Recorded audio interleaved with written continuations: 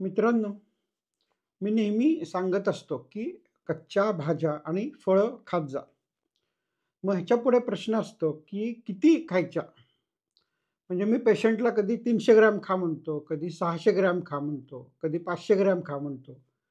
तर हे कशावरती ठरतं?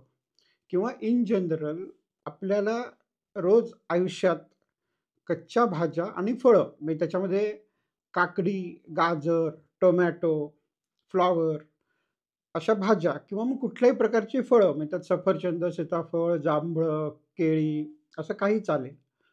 म्हणजे दिवसातनं कमीत कमी 3 प्रकारचे व्हरायटी पाहिजे. म्हणजे 1 टोमॅटो, 1 सफरचंद आणि 1 केळं हेही ठीक आहे.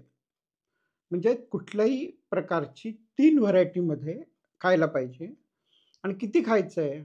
तर जो माणूस नॉर्मल आहे, ज्याला विशेष त्रास काहीही नाहीये, त्यांनी कमीत कमी 300 ग्रॅम तरी दिवसातनं खावीत. आणि 300 ग्रॅम म्हणजे केळ्याचं डायरेक्ट वजन नाही करायचं. त्याची साल बाजूला काढून त्याचं वजन करायला पाहिजे. किंवा सफरचंदाच्या मधला जो भाग असतो तो आपण खात नाही, कोर म्हणतो आपण त्याला. तो बाजूला काढून त्याचं वजन केलं पाहिजे.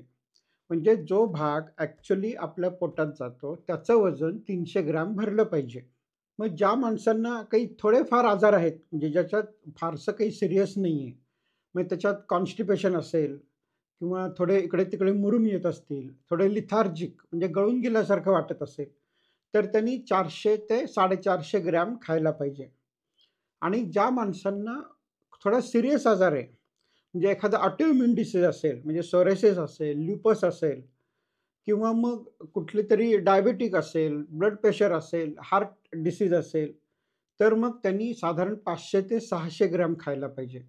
म्हणजे कमीत कमी 300 ते जास्तीत जास्त 600 पर्यंत आपण हे रफेज रफेज म्हणतो आपण त्याला, कच्च्या भाज्या आणि फळं.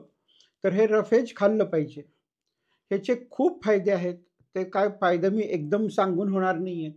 हे रफेज खायचे खूप फायदे असतात आणि लहान मुलांना सुद्धा 300 ग्रॅम चालतं. कारण लहान मुलांच्या वजनाच्या मानाने त्यांचा आहार जास्त असतो. कारण त्यांचं वय वाढीचं असतं, त्यांना जास्त गरज असते. त्याच्यामुळे अगदी लहान असतील तर मग 100 ग्रॅमपासून सुरू करा, जी मुलं आत्ताच खायला लागलेली आहेत. आणि साधारणतः एक 5वी-7वीत जेव्हा मुलं असतात, तेव्हा 300 ग्रॅम तरी त्यांना रफेज द्या. एवढं तुम्ही ऐका आणि तुम्ही मला सांगा, की तुमच्या आरोग्यात काय फरक पडलाय?